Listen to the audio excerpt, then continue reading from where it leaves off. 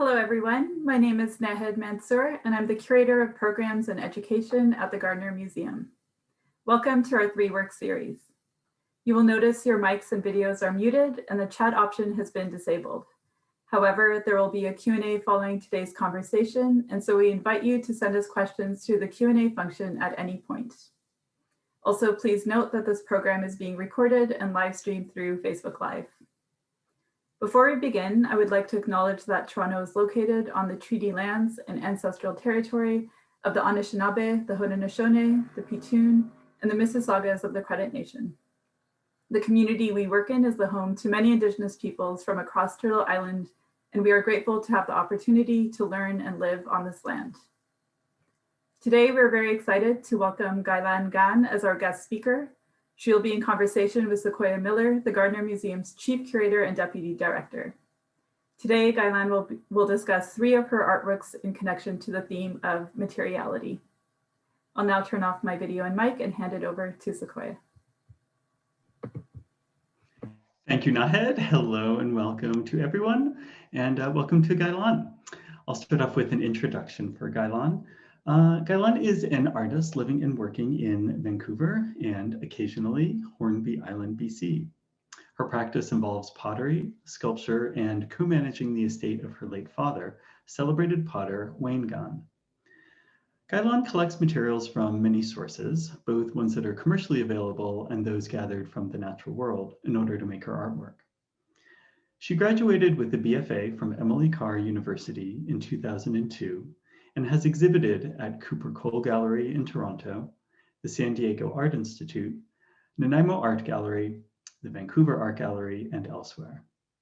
In 2015, she received the Northwest Coast Ceramic Foundation Award. Her work is represented by Monty Clark Gallery in Vancouver. And I'd like to invite Gailan now to turn on your camera and your microphone and join us. Hello. Hello, welcome, how are you? I'm good, thank you. Good, good. So super excited to be able to speak with you today. And maybe we can start off by hearing about where you are. It looks like you're in a workspace, studio space. Yeah, this is my studio in East Vancouver. And it's just, a 15-minute walk from my home. And it's a nice walk where you kind of transition from home life to studio life and go over a railway overpass and a little mini mountain, and then you come down and then you're into your work zone. And it's it's a good space. That's great. So I know that in Toronto, studio space has been a real concern for a lot of artists, especially ceramic artists, because the studio needs for a lot of folks working in clay are a little more intensive in terms of equipment and space. How are you finding? I mean, you've been in Vancouver for some time, of course. How are you finding kind of studio space, access, stability for you in town these days? It's always been difficult, finding a space that you can rent for or lease for a long time.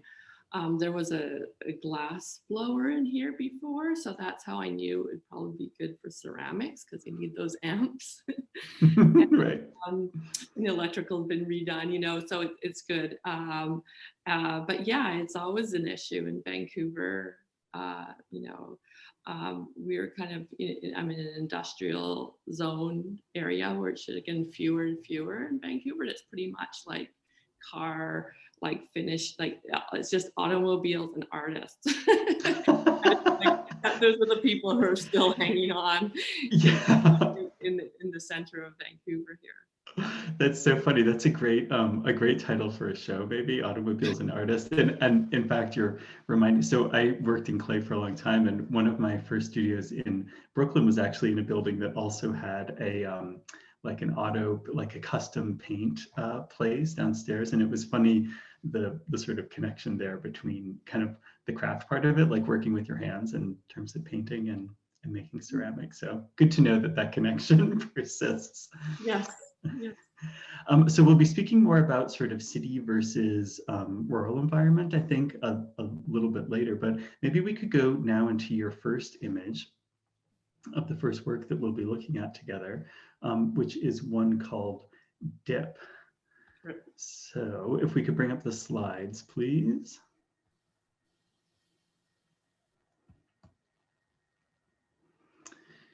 Great, thank you. Here's an image of dip, and maybe we could start off by you just giving us a sense of what we're looking at. Yeah, so this is kind of a piece that I kind of started off. It was kind of what I wanted to do years ago, but I couldn't figure out the materials to get there. So this is a accumulation of just finally it kind of working and finding the right clay, finding the materials. So this is a very kind of looks pretty simple, this piece in terms of material, but it took a lot of like throwaway pieces to get here. But this piece is, the clay is so sensual. And so I was just kind of exaggerating that sensualness in with the drip of the thick, over thick glaze. This was the period where I was throwing on the wheel. So it's actually thrown on the wheel into a balloon, so a trapped air space. And then you can manipulate it on a table or surface into a form because the air can't escape. So it kind of really lends itself to this kind of body, kind of fleshy kind of feel to it. Once in a while you get a rupture because the clay can't actually hold that air if there's a thin area, it kind of ruptures. And so I was working with those ruptures quite a bit, but this one didn't do that.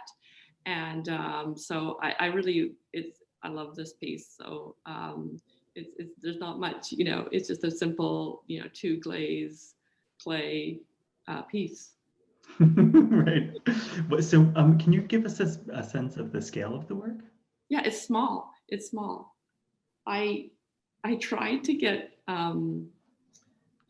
bigger, but when you're throwing a balloon, I couldn't get much bigger than this, and I was like, well, if I was like a amazing thrower and I had just the right clay, maybe I could have gotten bigger, because I had this idea that I could, when I picked them off the wheel, I would kind of like have to grab it, and then those impressions of my body would be on it. But that was just the theory, but it didn't go farther than that because I just didn't have the right skill of the right material combination, and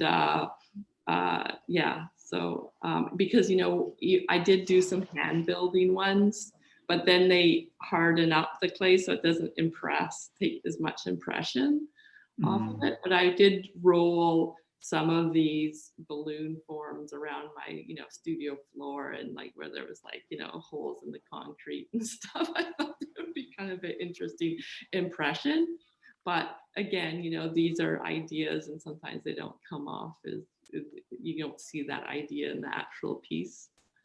Well, I think one thing you're speaking to is the connection between, well, as you said, like skill and material come together to sort of bring an idea into being or not, or to change an idea that you have, something that might exist or be a question or a set of questions in principle, that when you go to actually pursue them, kind of how your own skill level and the materials kind of come together helps to either realize those questions or change those questions.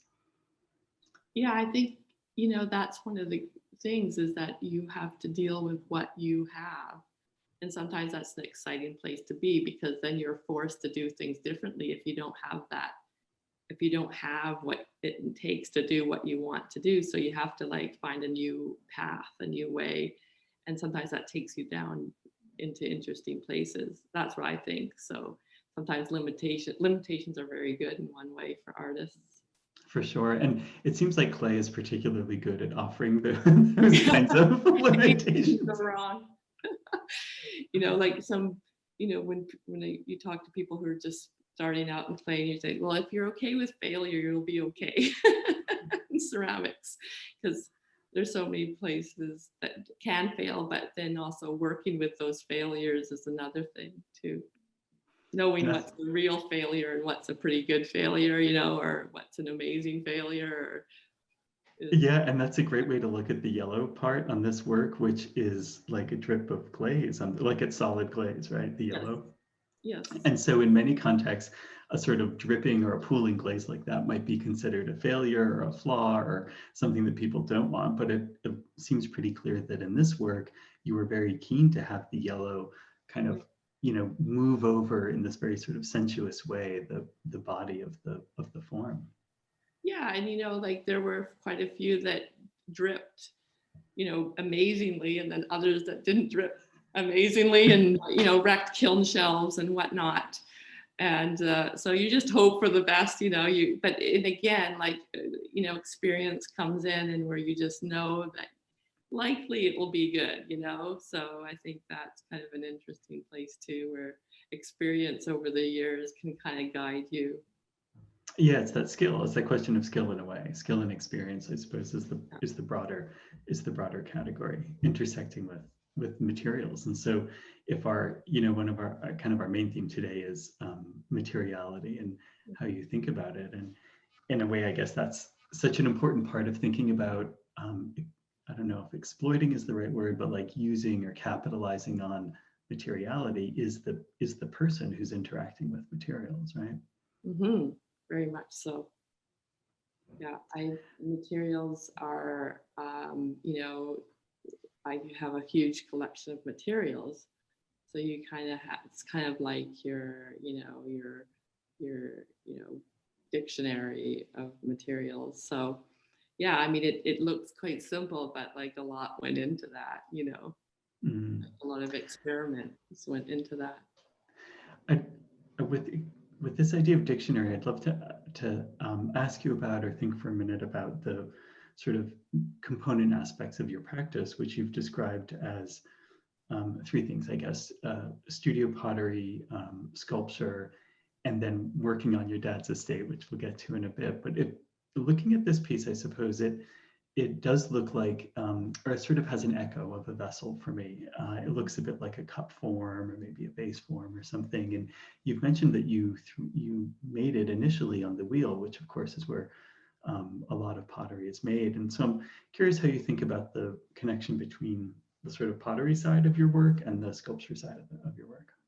Well, I decided to, quite a few years ago, just to go to do more sculpture, because I was kind of like, I need to be more free with materials. Pottery is great, and it's kind of like it has a meaning, because it's utilitarian. It makes sense. And then so that's a really nice thing about pottery and ceramics, utilitarian wear. But with sculpture, that's not the case. And then so therefore all the rules that are associated with making pottery are thrown out, and you can do whatever. So it like opens it up, and all these things like food safe. You don't want to cut your lip on a cup, but with sculpture, it can be sharp, it can be broken, it can be almost even more of a toxic surface that it's not totally adhered. You can use glue if you need to. Right. If the important piece falls off, you can glue it back on. You don't have, there's all these rules are out the door, and so it's kind of great, but it's also it kind of, if you can do anything, then how do you kind of work within those parameters? And then I think of, analogy would be like baking and cooking, like the sculpture is more like cooking, and the baking is more like pottery, where you have to, measure out your glazes, with your scale, and now it's amazing. Like it's kind of revolutionary for me, but I just add stuff. Like I don't even measure anymore. Yeah. There are base glazes I use, but then I want it dark, a brighter color, and also because of the knowledge I have, I can kind of guess it, like what I'm doing. But yeah, you can just add stuff. You don't have to even measure anymore. Mm-hmm. It's really good. So I'm thinking of some well-known film clips of an artist named Beatrice Wood, a California-based potter who lived into her 100th decade, and was well known for kind of shaking in different amounts of materials based on her decades of experience with working with a pretty relatively limited palette of glazes and clays. So I'm sort of hearing echoes of that a bit in your approach to measuring glazes right now. Yeah, there's so many different approaches, right, to ceramics. Like some people just keep to a few glazes, and that's wonderful because then you just really know those and you work with those in those parameters. But I'm like, I have so many materials I've collected, endless amounts. So I don't think I have to, I don't have enough here. I have to buy clay once in a while, but. So are you making pottery actively, or are you pretty well centered on sculpture now as the core of your I am, because it does kind of lend itself to, I'm a very practical person too. So sometimes I'm like, well, I can fit in a few pots around the sculpture, Right, like you gotta fill the kiln. Right? I know. But I think I have to start getting away from that because I have so many other projects on the go. That I have to kind of just concentrate now. Sure, that's great. So maybe we could look at the next slide, please, and we'll spend a few minutes thinking about this work, which is titled Blob. It's from 2019, so a little bit more recent than the previous one. And again, maybe we could start off by just hearing a bit about what we're looking at. Yeah, so this is quite large, and so then I started just. I use the simplest method of coiling the form, but I was able to get this clay through my dad from China, and it's an excellent sculptural clay. Like it's got big chunks of brick in it, and you can go quite thin, so I can lift this piece quite easily, and then you can just it's just an easy clay to use. It doesn't crack. It doesn't, it can almost get too dry and you can still add. And, it's just a wonderful clay. So again, like this, clay to me really, like materials really drive my practice, like they kind of dictate what needs to be done with them. So, and then sometimes like other clays, I just couldn't do this work with. It wouldn't, even if I tried to copy the form. It's a material that kind of dictates the form in a way. And so I've been thinking, I think the form, let's talk about the form first, is like I've been, I named it Blob. There's a lot of other blobs that are named a different name.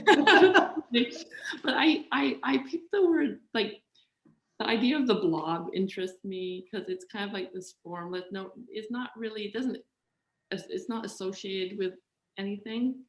It's kind of formless. A friend kind of got me onto thinking about epistemic things. And this is what a blob is. It's like it has all this knowledge on it, in it, but it's not known yet. And so it hasn't really taken form. There's not really a shape to it. And then so with this, the surface, because as you know, like, clay, the wonderful thing about sculpture and clay sculpture is that it's both form and surface.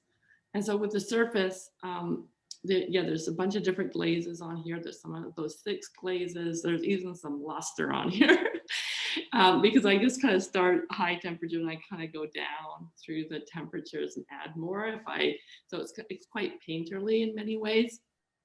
And then there's even a chunk of clay that I just kind of put on there and it kind of semi-fuses, melts.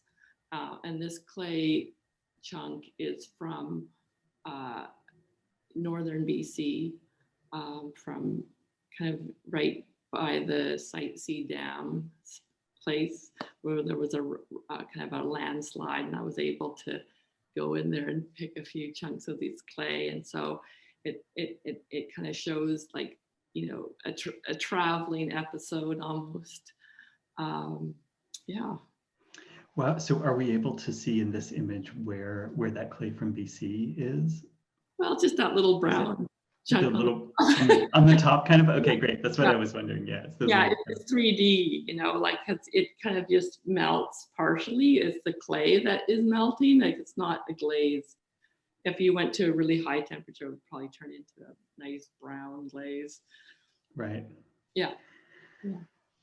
So this is wonderful. Thinking about the form and the material kind of giving direction to or dictating the form. You've spoken of the body of this work as being a clay from China, and then the kind of additions on the top as being a clay that you harvested here in BC. Mm-hmm. And it's an interesting combination and speaks a little bit to you and sort of like some of where your background or where you're coming from. And I'm wondering if you like how much that is sort of foregrounded for you in your work in terms of the clays having a sort of direct tie to where they're from. You know, I always think of, because ceramics is like, you know, it lasts over the, you know, thousands of years, and you can still find things. You know, the cave paintings, or a lot of them are what I would think are more ceramics, you know, with the hand stencil and the blowing of the ochres or the you know, the oxides, and then you have the handprint on the inside of the cave from, I don't know, 40,000 years ago or whatever. You know, that is ceramic. You know, like ceramic lasts the ages. So when I think of materials, I think of like, what if, you know, in 10,000 years they find a chunk of this blob? You know, what would it say about the work and then about me? And I think they could discern a lot about me. And because she's able, you know, to use materials from all over the planet. So how was she able to do that? You know, she must have had some purchasing power. Maybe, you know, like, how does a person, you know, buy the stuff? Oh, there must have been some sort of internet, you know, things you could find out, like, and, you know, what mines did some of these materials come from? You know, was this, you know, what technologies went into these materials? And it's like, there's a lot of info in that one piece. Mm. So, and then, yeah, she was able to, how did she source the clay from China? You know, she would have to import it. That's crazy. And it is crazy. And then, like, you know, there's chunks of brick in the clay. So where do, you know, are these like old bricks from like where from in China? You know, are they from the village it came from? Mm. There's tons of stuff. So I like to think about that. So when you started working on this piece, were you sort of seeing how far the material could go, or did you have in your mind a work generally of this size and scale, and then you tried a number of different clays to see which material could accomplish that? As I said before, I am practical, and so I know the size of my kiln. Right. And I know the size, what I can lift. And so I wanted to go big, but I also wanted to do it within my own studio so that I could comfortably experiment easily. And I was thinking, oh, I could find a young person to come and help me put it in the kiln every time. But then I devised a really great little system of how I can get it into the kiln myself, because it's quite delicate, you know, at a greenware unfired stage. So yeah, like you kind of work within some parameters of your equipment. But you could go bigger with this, and you know, as you mentioned before, you know, I do have access now to a gas kiln. Well, I've always had access to it, but a gas kiln, so I could go larger, a bit larger, but I would need help. I would need some sort of help or some sort of lifting mechanism to get it into the kiln. Right. So for a form like this, are you sketching them? Do you sketch particularly as you're thinking about shape? Yeah, I do a little bit. Yes, I do. I mean, they are blobs, so that, you know, after a while, your sketches are just. But I kind of work off the last piece usually, you know. Yeah. And then what I liked in the last piece. So I gotta say, I do throw quite a bit out. Mm. They are kind of, because they are a bit experimental. I'm not quite sure what the glazes are gonna do. Sometimes I just don't like what happened. So you can't totally restart in ceramics. So yeah. When do you do that culling? Do you do it like after you've applied glaze to them, or does it happen during the forming stage as well? No, it's usually after the glazing. Mm. Usually once I, wrecked it, Right. then it goes.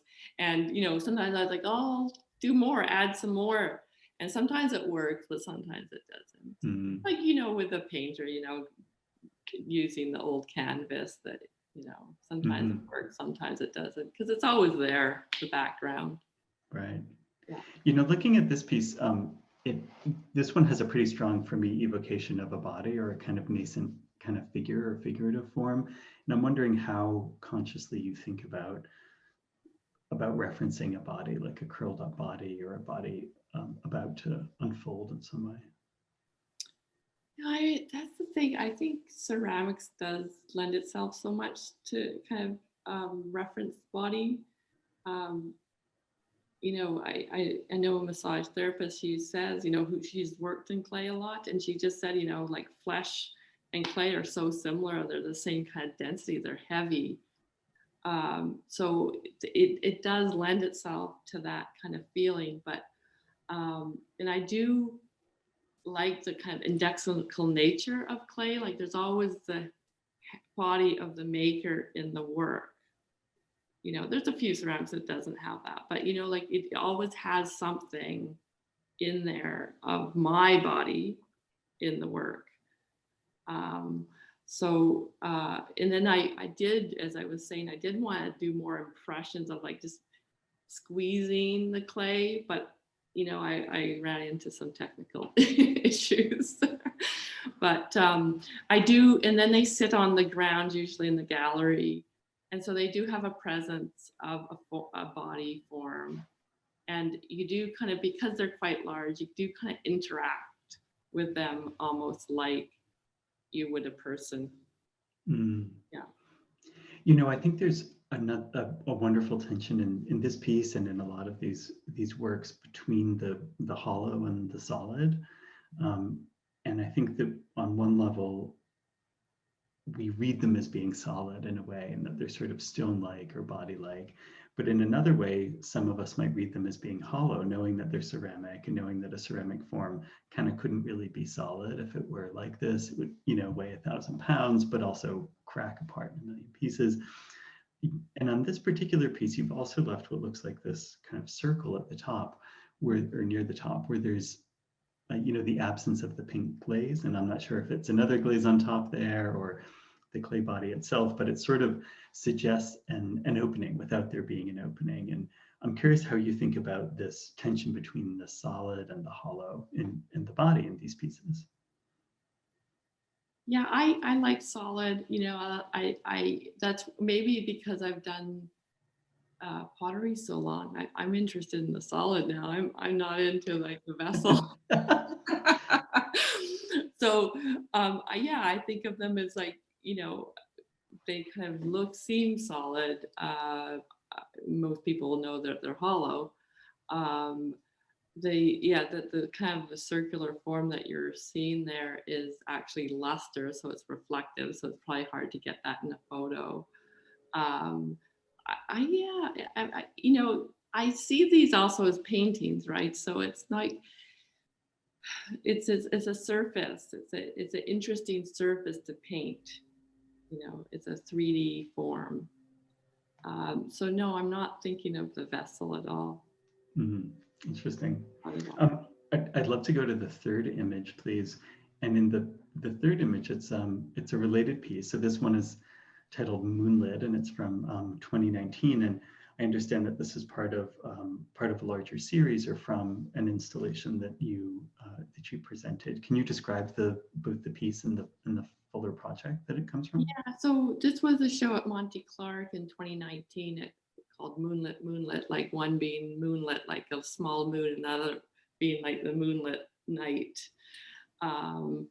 And because I was thinking, you know, again with materials, I love this fact about the universe is that all the materials in the universe are the same in terms of our periodic tables, all the elements are the same anywhere in the universe. There's not another type of element out there.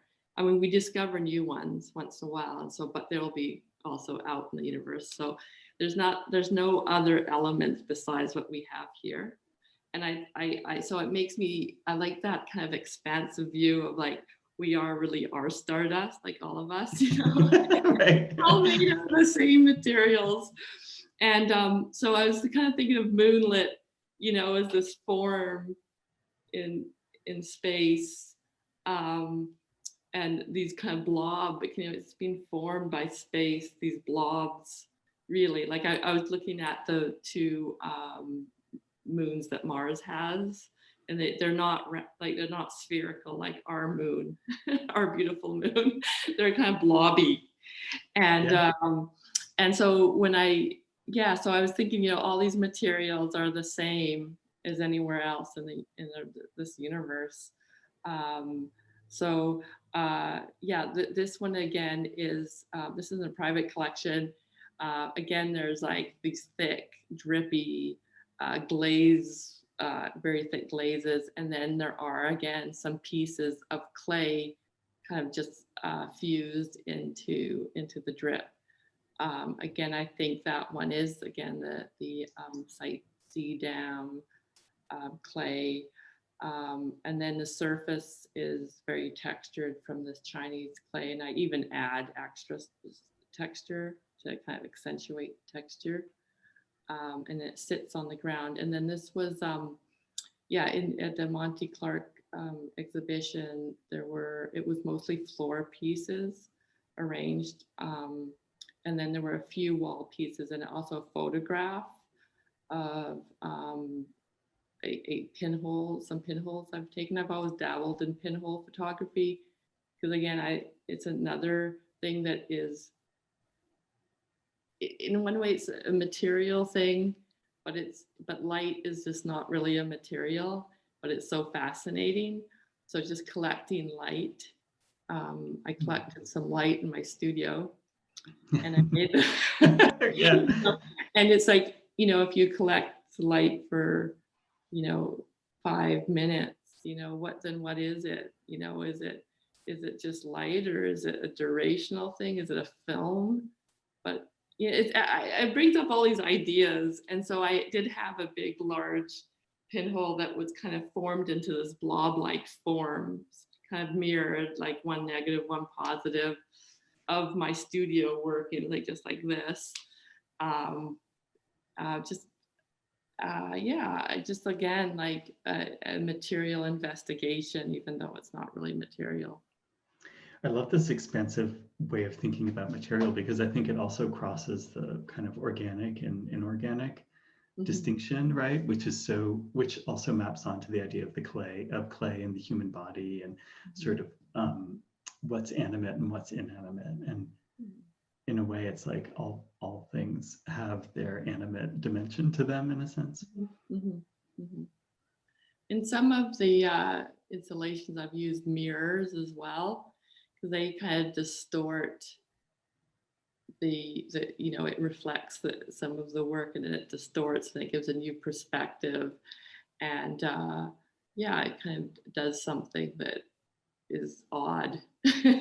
Well, as does glaze, right? Because like mirrors and glaze are really related to each other, and that they're both, you know, glass based basically. So in a sense, like on this piece, the kind of bluish area of a kind of slightly thicker glaze that's kind of holding those three clay nubs is, I mean, that's almost like it's like a collection of light also, right? Because glaze is collecting and refracting light. So it's holding in a bit a sense like a pinhole camera does, right? It kind of holds light for us to be able to perceive it in a different way. Slows it down. Light's an interesting one. It's fascinating. So yeah, like the pinhole, it's just strange to me that you can collect light on a surface of some photographic paper. Yeah, there's some good things there to think about.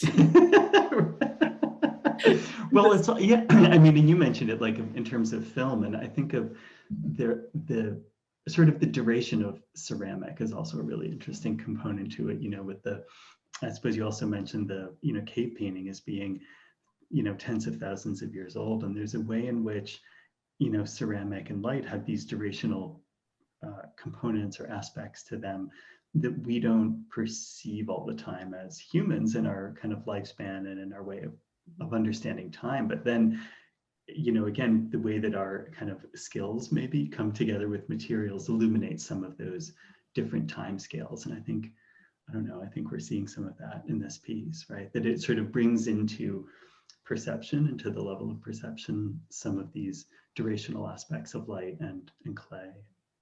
And then there's the formation of clay through glacial movement. And that's always kind of neat. So like, when I do occasionally go out into the, BC and collect materials, natural, like occurring materials, like the Sightsee dam clay, like it's always quite an excursion, into like grizzly infested forests. I'm always like, when I'm there doing it, I'm like, what am I doing? This is crazy. I don't like this. But it does get you out into the world and seeing things. And I was invited by an artist friend to go up north to his ancestral lands. He doesn't live there, but his ancestral lands. And it was like kind of an amazing cultural, it wasn't just clay, it was a cultural like exchange almost, and stories from him. And then also like just seeing the landscape and, the oil and gas industry. So it's also an exchange of ideas, and it's not just about the clay, it becomes like this, and then the history, and, and then now we've got the Sightsee dam that's being carved out of a big, huge valley. Can you speak to your relationship with Hornby Island a little bit? Yeah, so I grew up there, and I've always kind of done a little bit of work there at my dad's studio, where he was a potter and artist. And about a year ago, he passed away. And now my sister and I are we are kind of co-managing the art estate, and which includes a piece of land, studio, and home.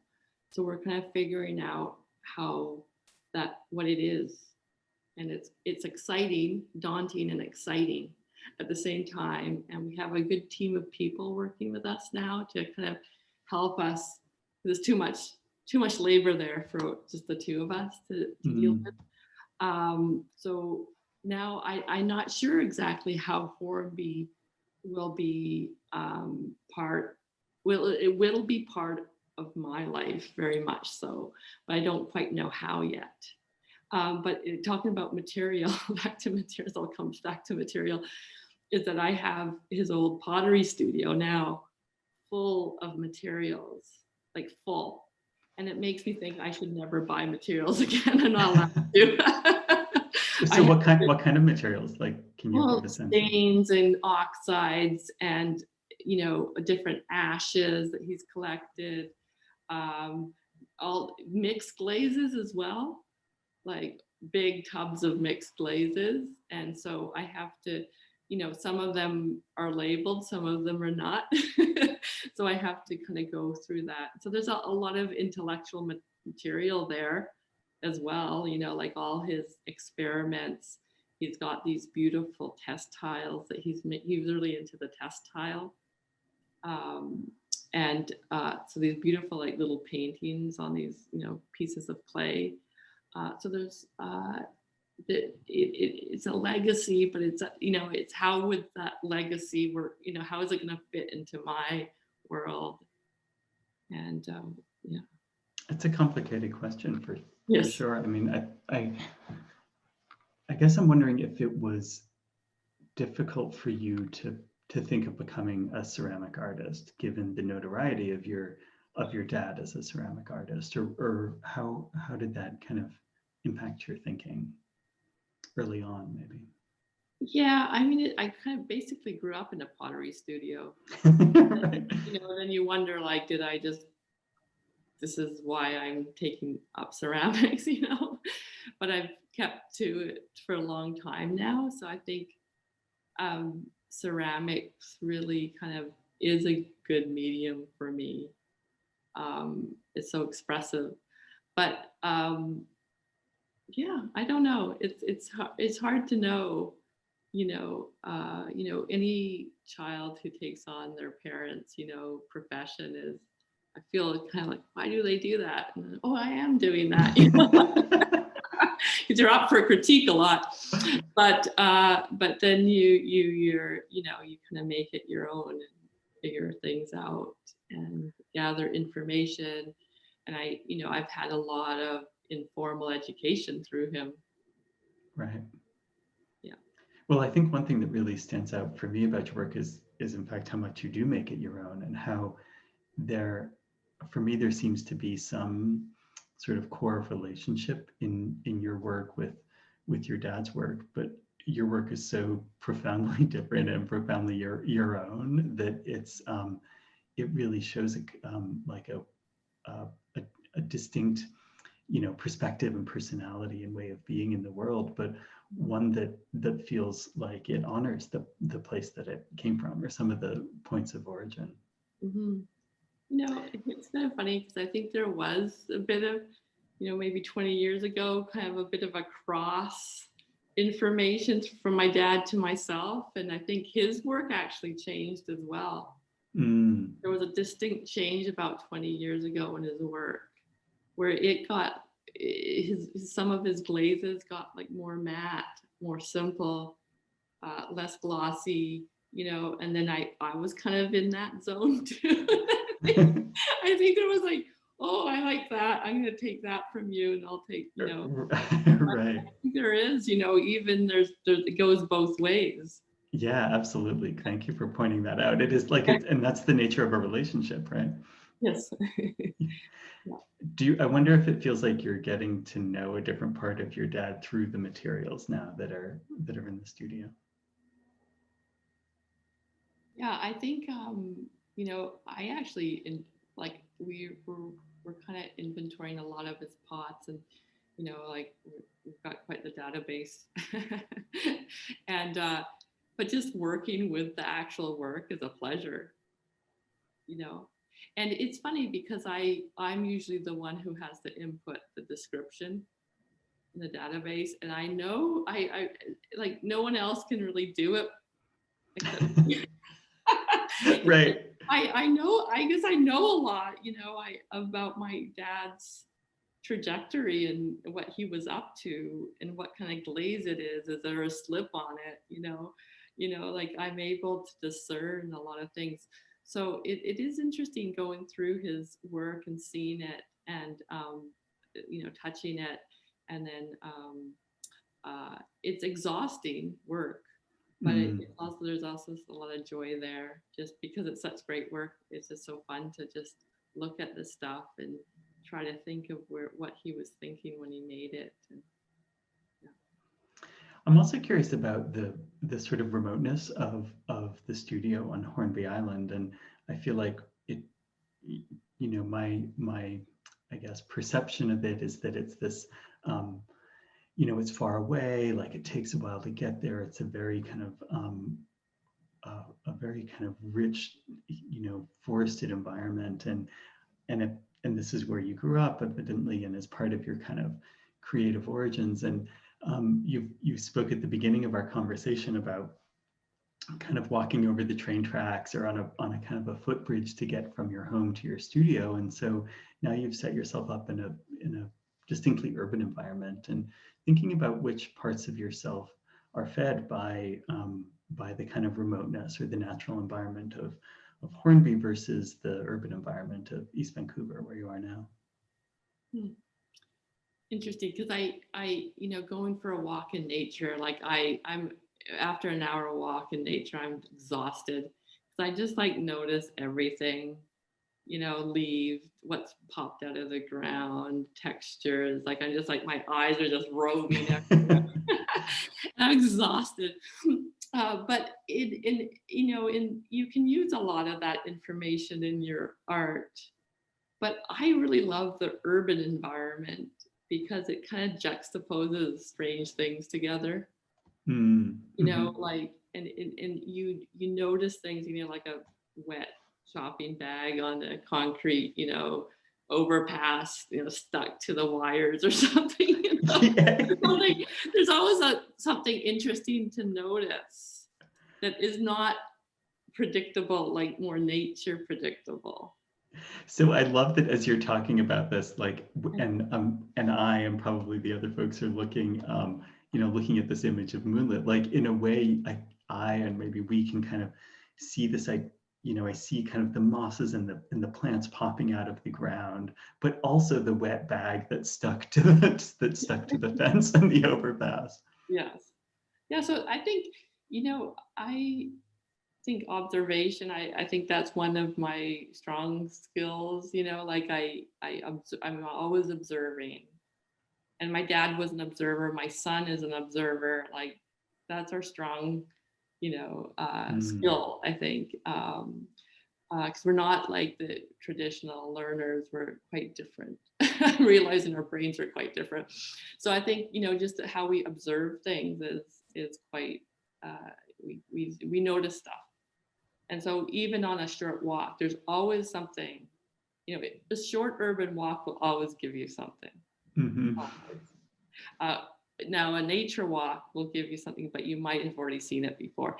But then there's also always new things in nature, but they're of a certain nature, they're like, they're kind of, a new bug you might notice, but that's not going to happen every day. So this is great. We're going to move into some questions from the participants now. So everyone who's listening, I'd encourage you to type in some questions. We have a few here already, which is great. I'll start off by asking or relaying a question about maquettes. I'm wondering if you make maquettes or small models of your larger works before you execute them. I don't, but it's funny because I love making maquettes. Actually, I do. I've made like very small little clay things, so not like out of another material, but out of clay. I've made little ones, but I'm always sad. It's always sad when your little maquette is so awesome and then you can't really make it big, because it doesn't work. Clay doesn't work like that, or sometimes it's hard to replicate a little thing you did so easily with your fingers tips, and then so I don't really work much with maquettes, but I love maquettes, and I love trompe l'oeil.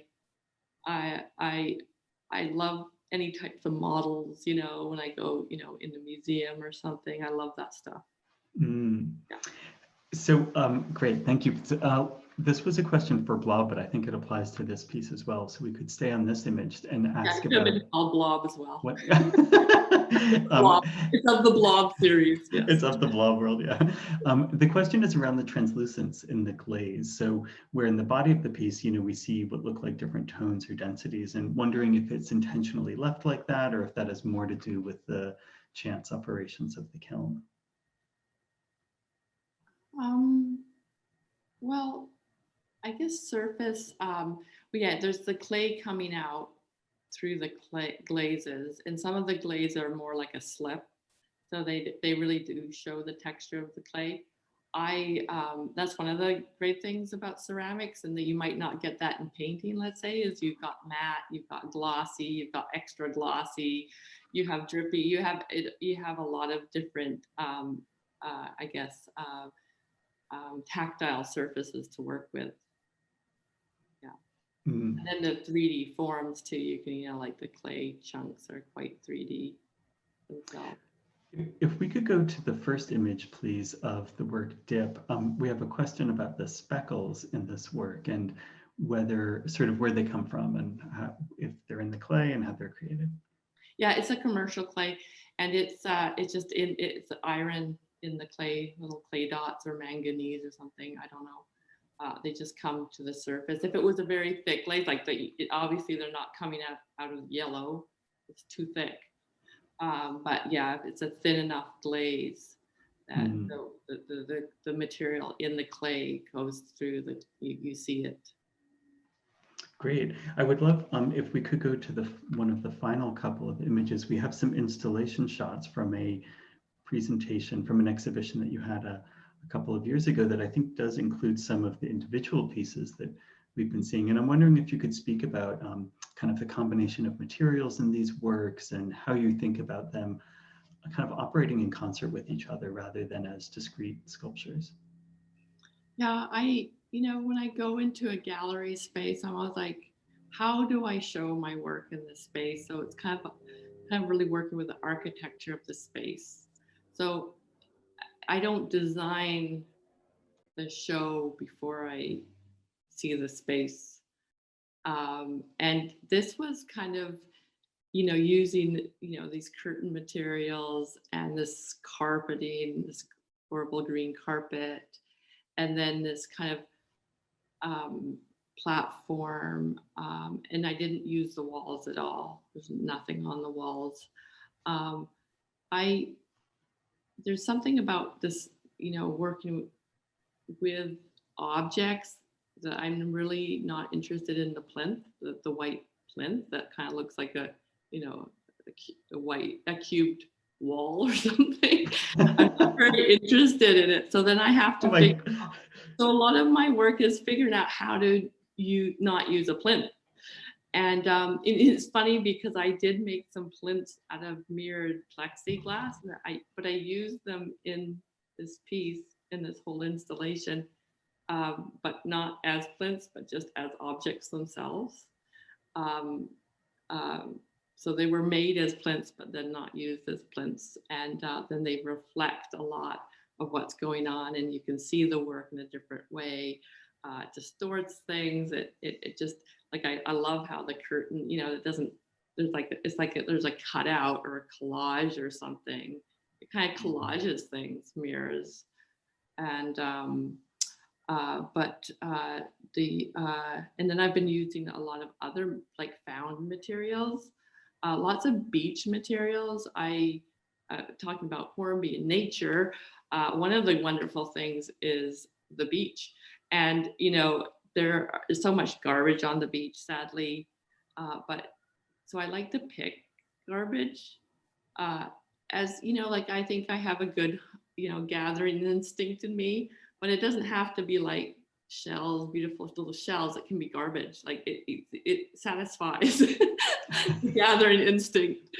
And so I just started gathering garbage, and some of the garbage is like quite big. Like there's like, you can't really see it, but there's this piece of mesh from like, construction site mesh that they use to like protect trees and stuff. And, and then rope, there's just tons of rope from all the kind of, fisheries type industries that just kind of gets onto the beaches. And so I'm always, I do like the materials that kind of get, tossed in the ocean, sun bleached, salt bleached. I even have found some really wonderful, this is probably going to be on my next trajectory, but kind of beaver hewn chunks of wood.